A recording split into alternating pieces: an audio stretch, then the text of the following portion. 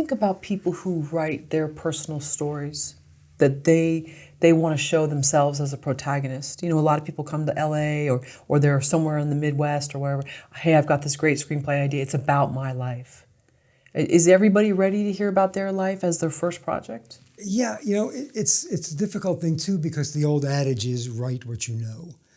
And so for beginning writers, oftentimes a, autobiographical experience is something that they know and they have the emotional connection to it.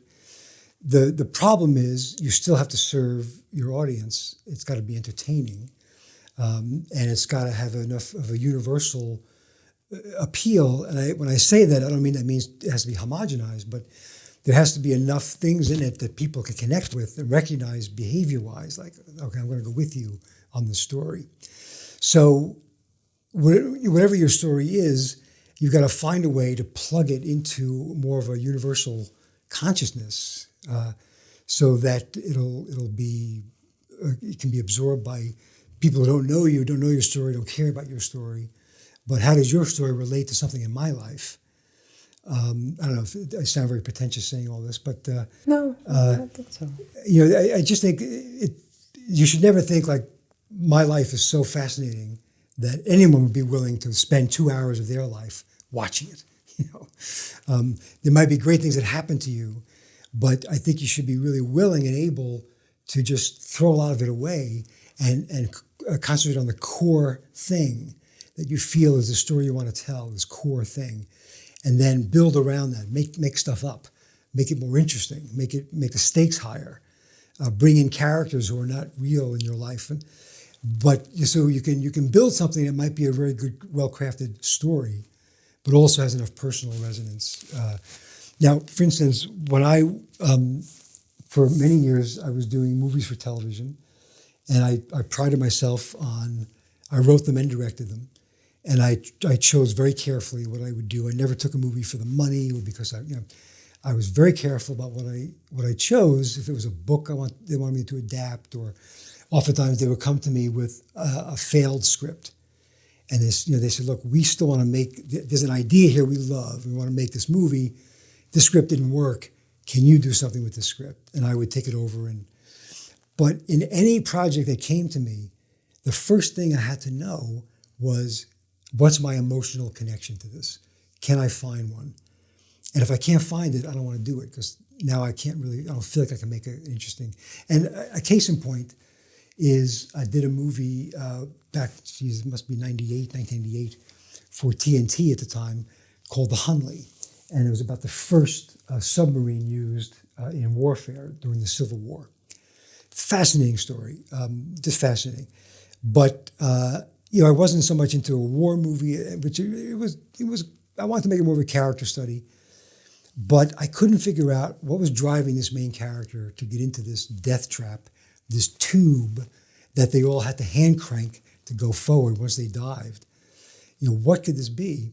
And I suddenly had this idea that he was in love with a woman who he left to go fight in the war, and she died while he was gone.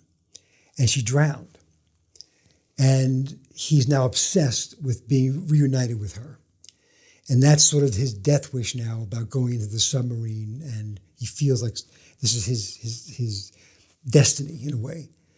And it's never spoken. I never told the executives about it, God forbid, because they would think, I'm making a whole other movie.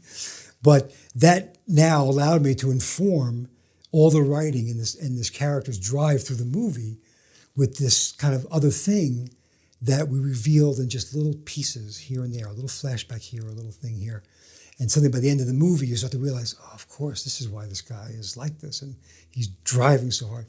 And so that's just an example of how you can take a story that's outside yourself, but find a personal connection that allows you to really lose yourself in that story and make it more than what appears just on the surface. How do you know when you have a movie idea as opposed to a television idea? I don't think there's any difference now. That's a question I could have answered differently back in the 80s or 90s even. Now there's just there's really no difference because of streaming. I think, in fact, I think there's far more interesting work being done on the streaming services than in feature films. I think feature films right now, the state of the business is tentpole franchise, gigantic movies, which seem to be the only thing people are willing to leave their homes for. And I think that sort of like the directors, you think about, Mark Rydell and Sidney Lumet and Alan Pakula, those directors would be working for the streamers today because their movies would never be made. And no one wants to go see, Kramer versus Kramer. They're not going to watch that on Netflix. So, I mean, it's sad. Of course, there's nothing like the movie experience. But I'm so grateful that the streamers are there because they don't have to get, unlike a broadcast network, they got to get 15 million people to watch a show to make it worth their while. And the streamers can be in a much different niche, and they don't have to.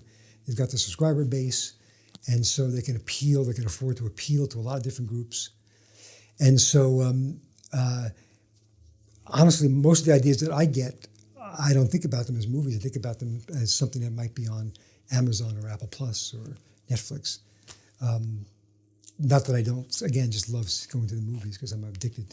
I easily see 5 or 6 movies a week, probably 2 or 3 in a theater, and then the rest on, plus the television shows I'm watching, the great, Better Call Saul. You just can't beat this stuff. It's so well done.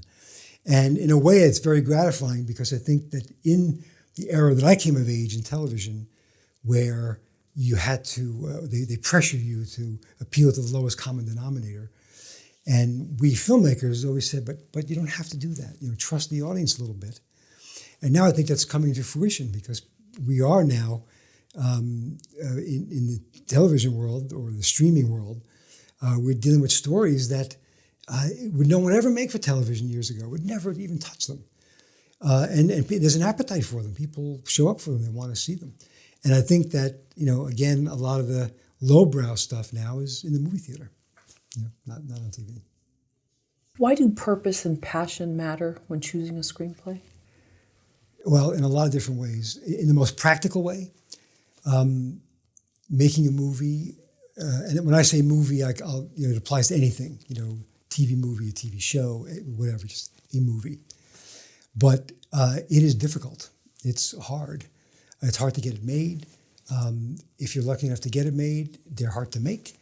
It's a very, very difficult undertaking to make a movie. It's the greatest thing in the world, but it's hard.